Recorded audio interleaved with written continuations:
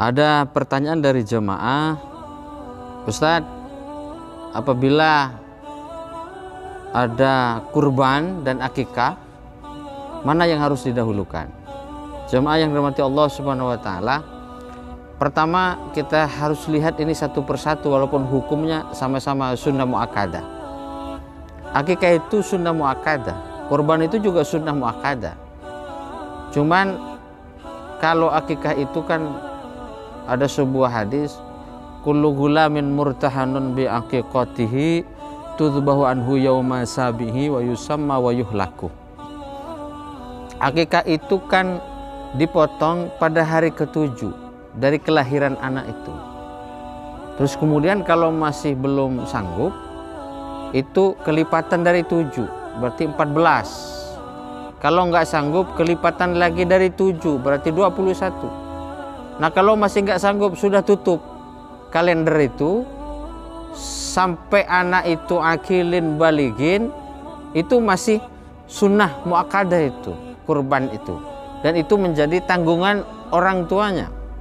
Nah setelah anak itu balik, ulama-ulama Syafi'iyah itu kemudian memberikan opsi, apabila kita dulu kecilnya misalkan belum diakikahi oleh orang tua kita karena satu dan lain hal, setelah akil balik, setelah dewasa, maka kita boleh mengakikahkan diri kita sendiri. Ini yang pertama adalah hukum akikah.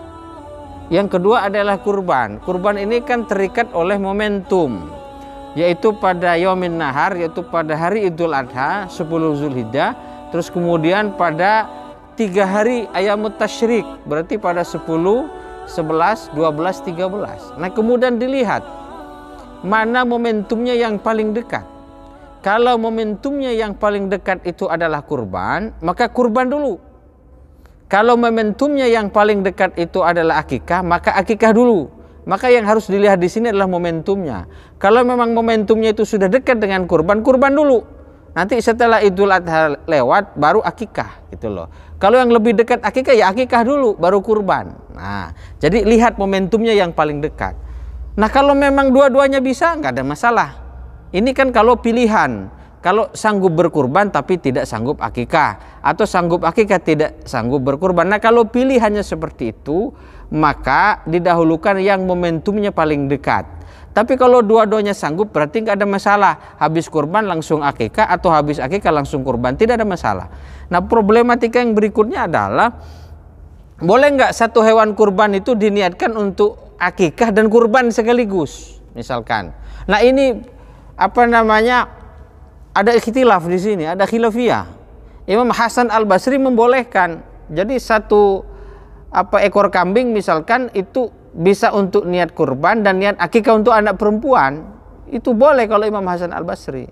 Tapi Ibnu Hajar Al-Haytami tidak boleh karena niatnya beda. Jadi sama-sama Syafi'iyah ini pendapatnya berbeda gitu kan. Cuman Ibnu Hajar Al-Haytami memberi kelonggaran di situ. Kalau memang kurbannya sapi, nah itu boleh. Karena kan sapi itu untuk 7 orang. Berarti 2 orang bisa untuk akikah dan 5 orangnya bisa untuk kurban. Mudah-mudahan bermanfaat untuk kita semua. Wallahu taala a'lam bissawab.